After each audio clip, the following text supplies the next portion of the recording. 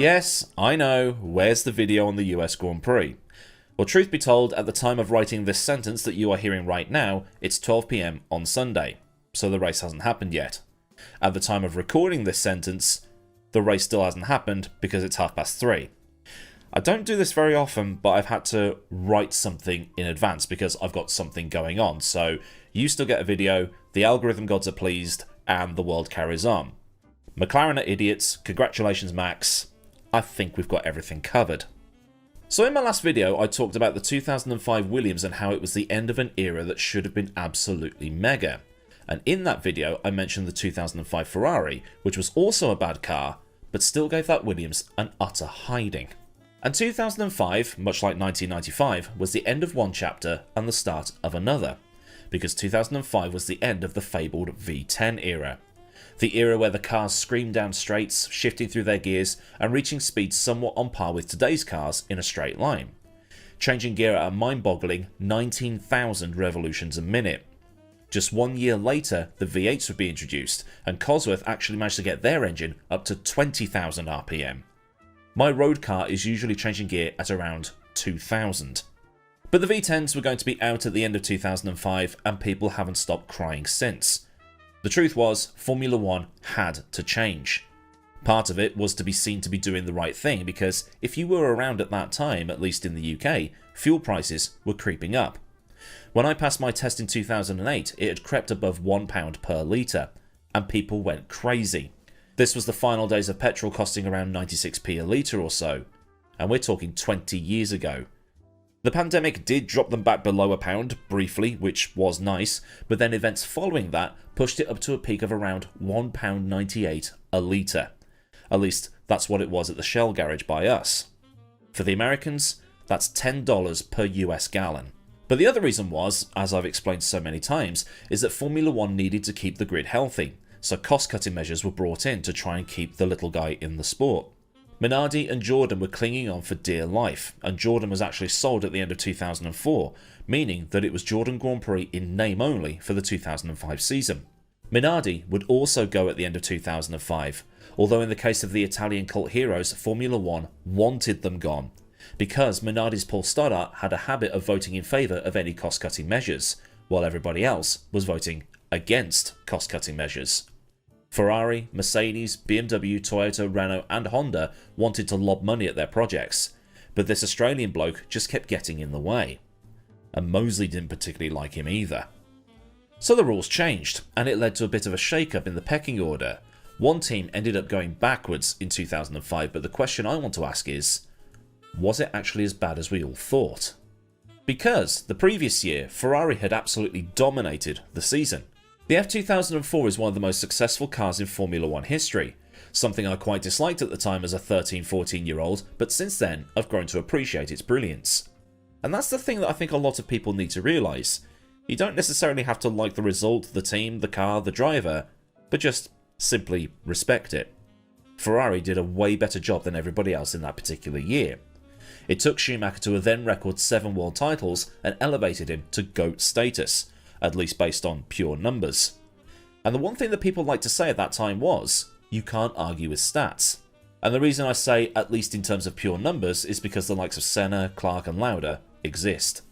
But anyway, the rule changes were coming for 2005. The FIA didn't like the way the cars had become so reliant on downforce, and the engine power levels were reaching some pretty hefty levels. 900 plus horsepower for the top runners, particularly BMW and Mercedes, with Ferrari not too far behind. Montoya set a then lap record at Monza in qualifying in 2004, which stood until 2018. And the 2004 lap records were hanging on in there until the wide boy regulations of 2017 came in and the cars had way more grip than they ever had. Plus the electrical boost from the hybrids for more straight line oomph. And DRS. Step 1 to reducing the downforce was to raise the front wing end plates. And that wording is incredibly specific here. The end plates.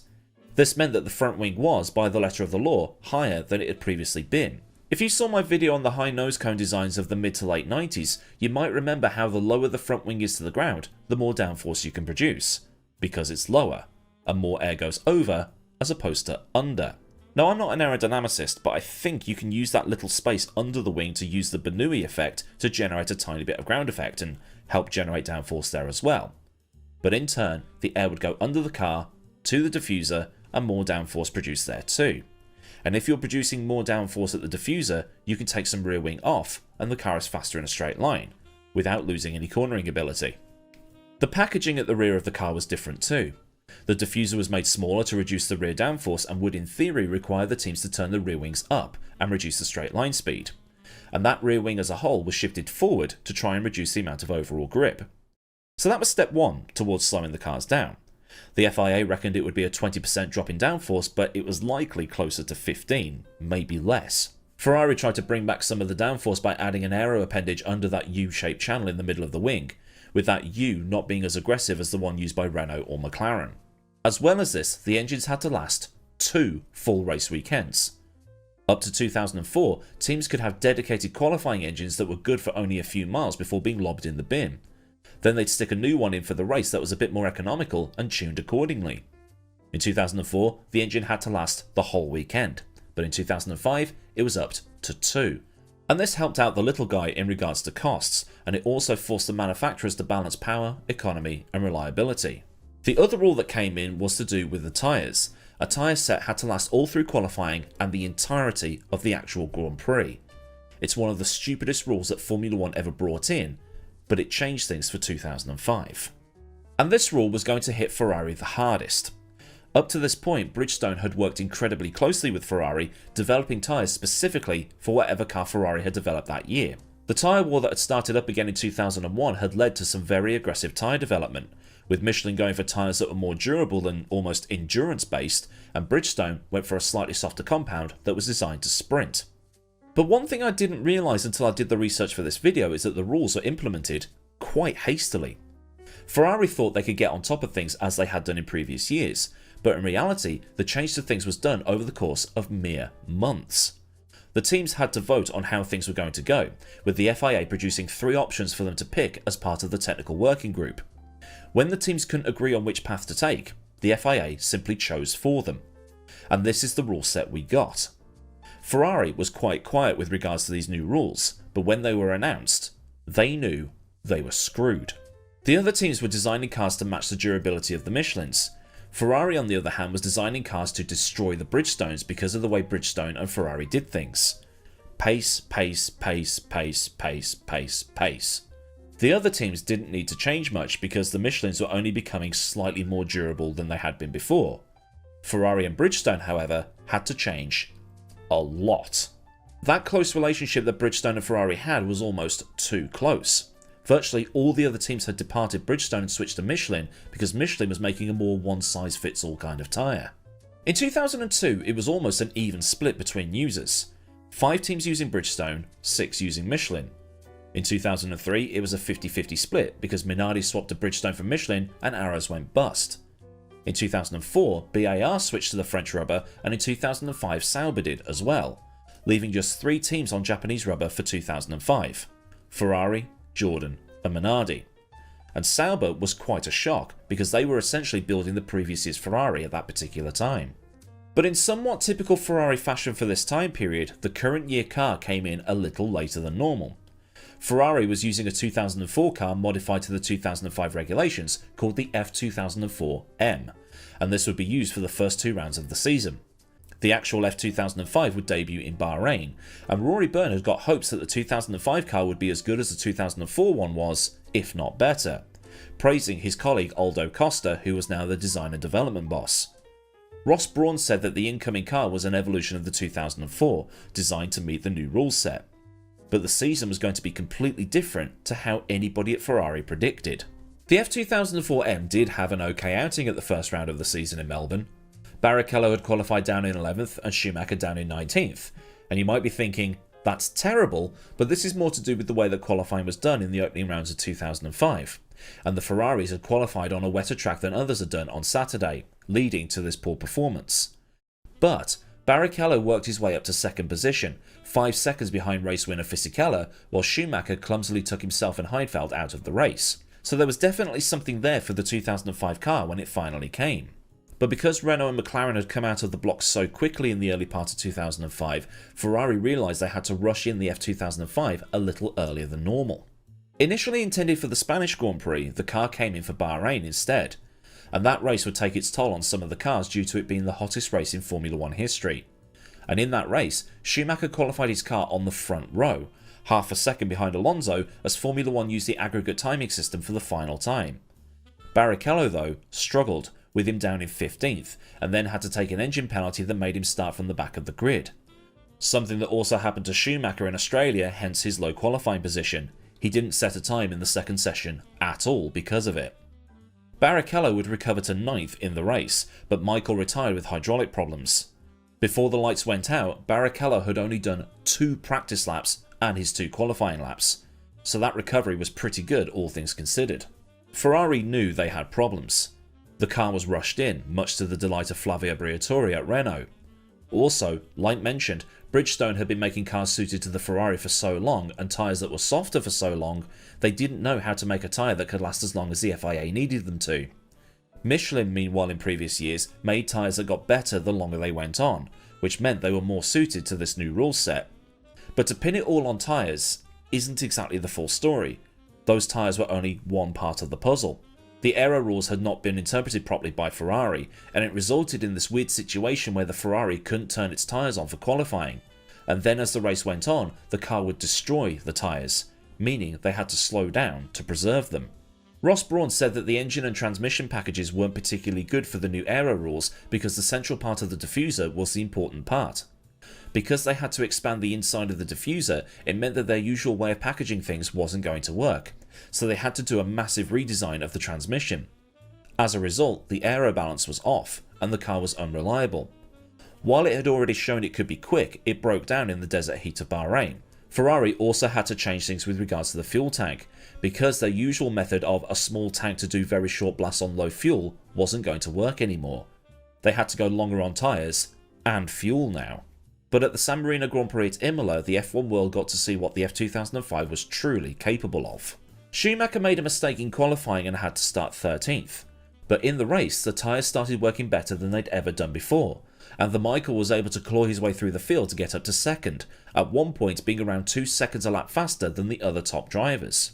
In his sights was now Fernando Alonso, who had been setting the initial pace in the championship, and the two ended up having quite the duel, with Alonso ultimately prevailing and taking yet another win.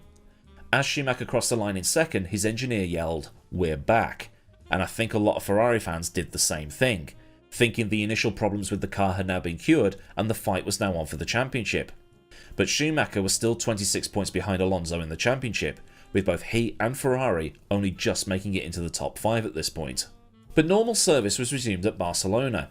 The Ferrari just could not turn its tyres on over one lap, and Schumacher was down in 8th in qualifying for the Spanish Grand Prix, with Barrichello not setting a time in the second session at all and then taking another engine penalty.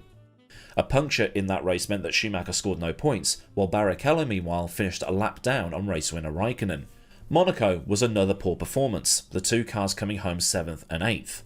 Although, in Schumacher's defence, he did get caught up in an incident involving Albert's Minardi and Coulthard's Red Bull, and for 7th and 8th in those days, you got 2 points and 1 point respectively. Although Barrichello was able to get 3rd at the Nürburgring and a double Ferrari podium was achieved in Montreal, despite Barrichello not taking part in qualifying due to gearbox issues. At that same Canadian Grand Prix, Schumacher had actually qualified on the front row, much like he'd done in Bahrain, just a quarter of a second behind the pole sitter, Jenson Button.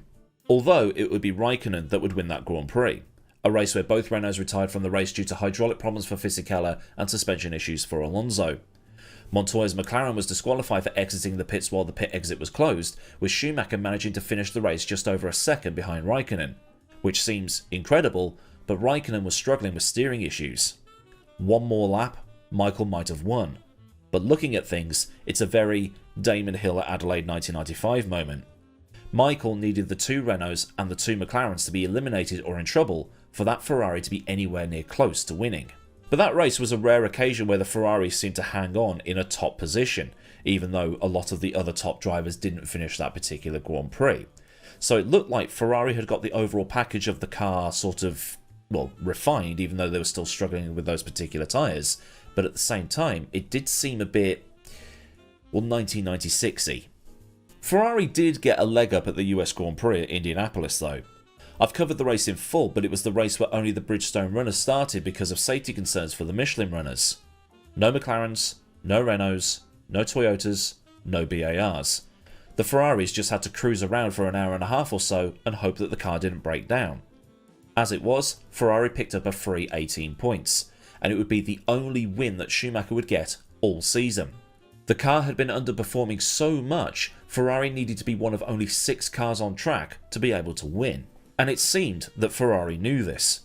In the background, Luca de Montezemolo was moaning about the tyre rules and saying it was all down to the Bridgestones that the car was slow, with some people at Ferrari refusing to say that the car did have some underlying problems, despite some good performances showing that the car could actually be good. The Italian media meanwhile pinned all the car's failures on Aldo Costa, but Ross Brawn was quick to come to his defence, saying that it wasn't necessarily Costa's fault, but Ferrari's design philosophy not being compatible with the rule set for that particular year.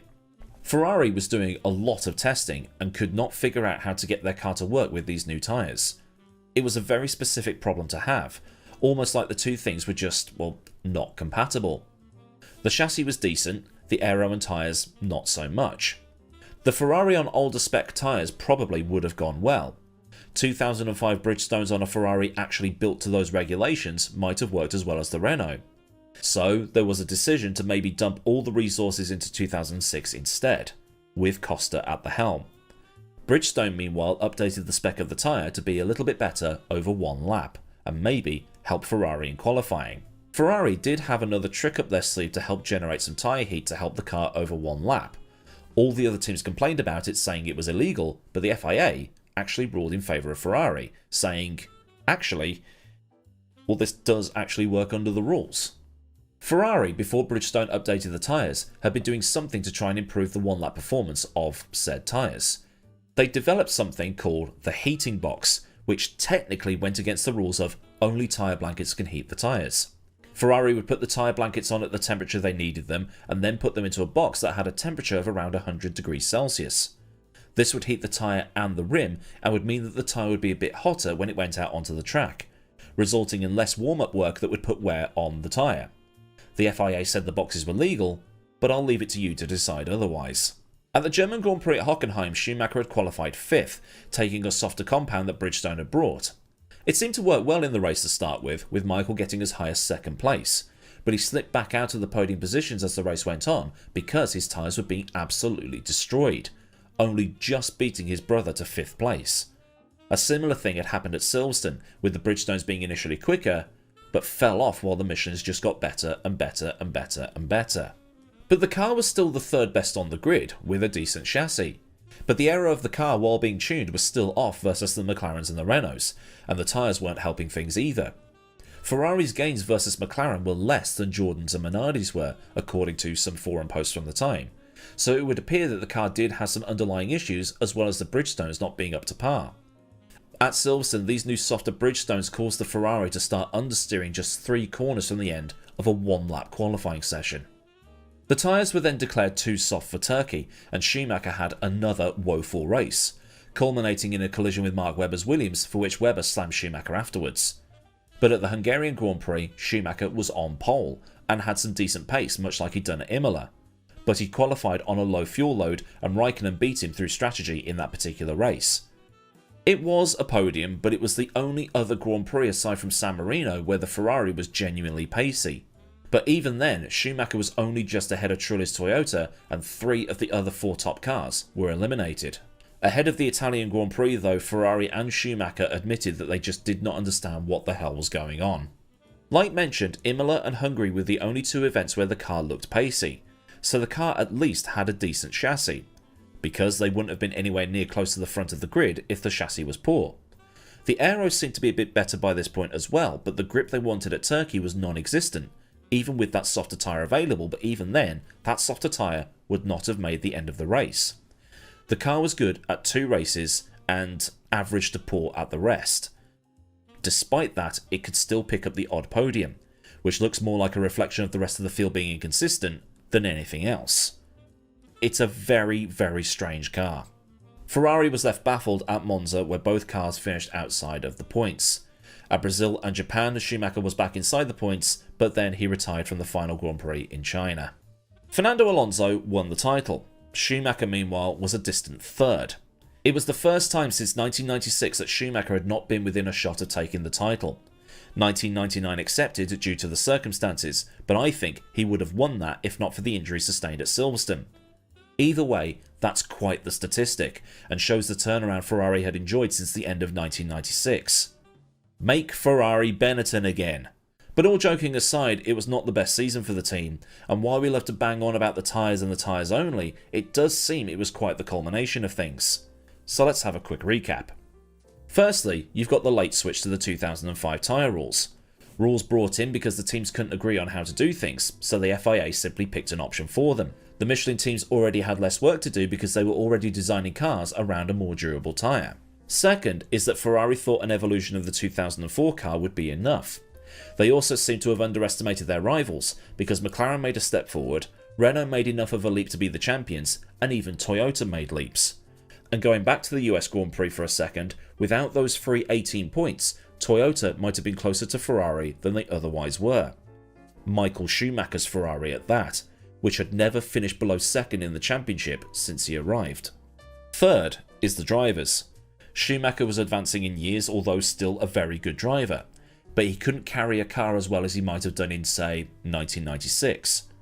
Put 1996 Schumacher in that 2005 car, maybe he does slightly better. But thinking about it, the 1996 Ferrari needed 2 cars to retire or balls it up to get a win. The 2005 Ferrari needed 14 cars to not start a race to get a win.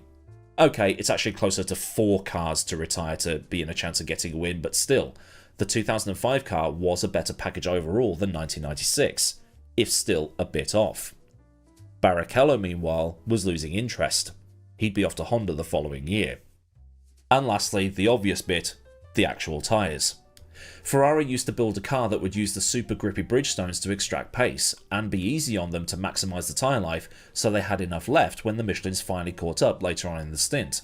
Now they had to use super durable tyres that they couldn't get heat into, and the Ferrari was destroying them, partly because the Bridgestones just simply didn't last long enough, which resulted in Ferrari going backwards over the course of a Grand Prix.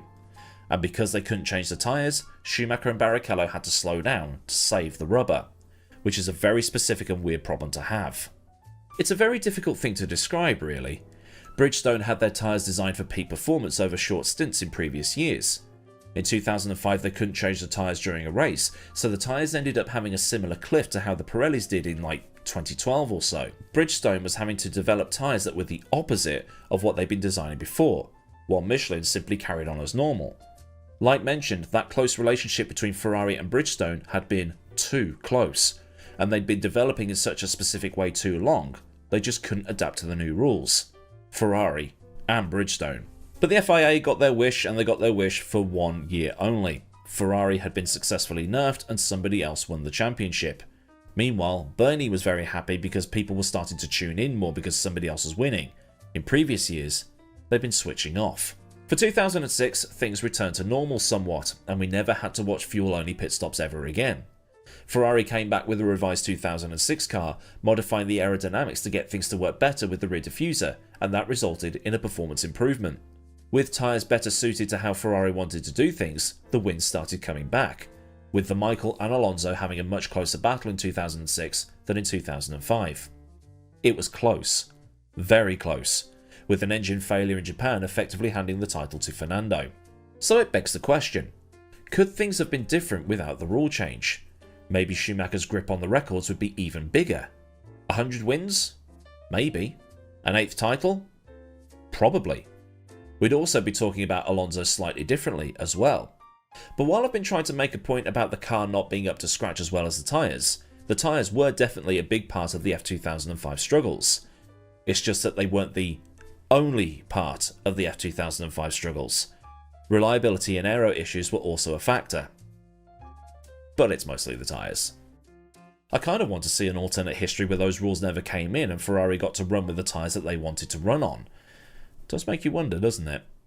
So then, a look at the Ferrari F2005, a victim of several rule changes that saw it be completely off the pace in 2005 and have a very lacklustre season. If this has been an interesting look through the motorsport history books, then do give the video a like so I know a good job was done. And for more stuff from the channel, get subscribed and also get the bell on so you never miss out on anything else that I do around here.